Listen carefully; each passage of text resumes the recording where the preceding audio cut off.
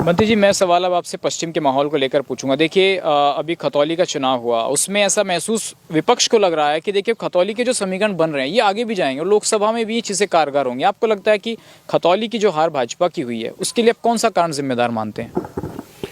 कारण पार्टी ढूंढ रही है और उस पर हम आगे काम करेंगे कि क्या कारण रहे। पार्टी उस पर लगी हुई है। दूसरी बात, ये उपचुनाव था।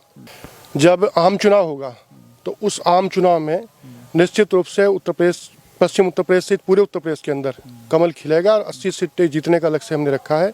उस पर निश्चित रूप से हम सफल होंगे। कुछ लोगों ने कहा आपकी पार्टी के कि प्रत्याशी को लेकर थोड़ी कंफ्यूजन था, प्रत्याशी बदल देते तो ज़्यादा बेहतर रहता। आपको लगता है कि प्रत्याशी का चेंज करना ठीक रहता या जो प्रत्याशी थे वो ठीक था?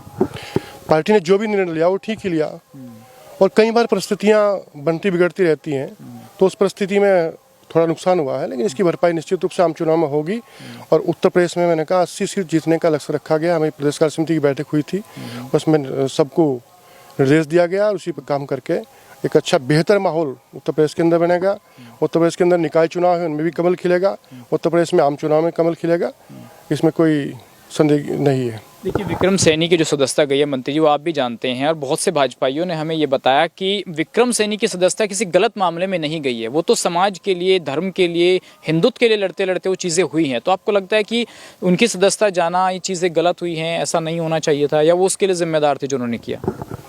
देखिए, जो परिस्थितियाँ थी उसमें विक्रम सिंह सैनी ने एक ठीक कदम उठाया था, लेकिन कानून अपना काम करता है। न्यायालय ने निर्णय दिया और न्यायालय के निर्णय के बाद ही उनकी सदस्यता गई है। और पार्टी ने भी निर्णय लिया कि उनकी पत्नी को चुनाव लड़वाया और हार जीत लगी रहती है। कोई जितने नहीं, आगे आने वाले समय फिर भारतीय जनता पार्टी फिर ताकत के साथ उभरेगी और निश्चित रूप से 80 लोकसभा का मैंने बताया जीतेंगे हम।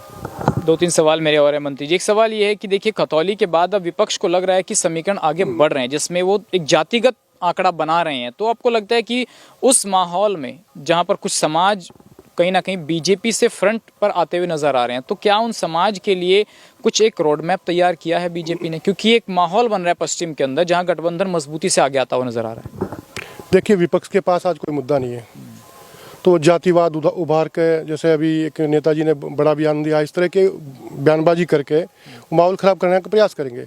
लेकिन उत्तर प्रदेश की जनता चाहती है विकास। उत्तर प्रदेश की जनता चाहती है कानून व्यवस्था की स्थिति ठीक, गुंडागर्दी पर अंकुश लगे। वो सब भारतीय जनता पार्टी सरकार कर रही है। तो निश्चित रूप से ये जो जातिवाद के आधार पर राजनीति करने वाले लोग हैं, इनका दुकान अब बंद होगी, ये चलने वाली नहीं है।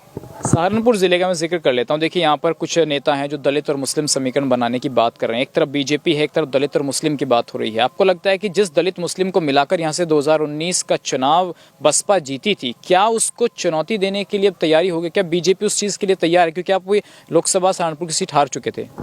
इस बार भारतीय जनता पार्टी सहारनपुर की लोकसभा सीट से मैंने कहा 80 सीटें जीतने का लक्ष्य है। और ये जो समीकरण है, अब दलित समाज के लोग भी समझ चुके हैं, अब जो राष्ट्रवादी मुस्लिम समाज के लोग भी वो भी समझ चुके हैं लोगों की घटिया राजनीति, और उससे उभर करके निश्चित रूप से दलित समाज का पहले भी हमें वोट मिला है और इस बार बड़ी संख्या में वोट मिलेगा और ये समीकरण भी ध्वस्त होगा।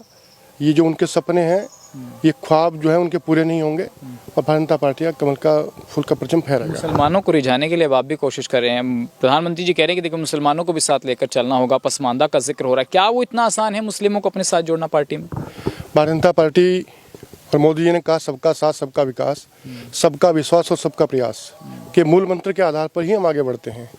और अब ये चीज़ को सब समझ चुके हैं। अभी जितने भी सरकार के निर्णय हैं, चाहे वो गरीब अन्न कल्याण योजना हो, प्रधानमंत्री को सबको राशन निःशुल्क मिलेगा, तो उसमें किसी धर्म के आधार पर नहीं मिलेगा। उज्ज्वला गैस की योजना का लाभ मिलेगा, सौभाग्य योजना के तहत गैस का बिजली का कनेक्शन मिलेगा, अच्छी सड़कें मिलेंगी तो सब चलेंगे।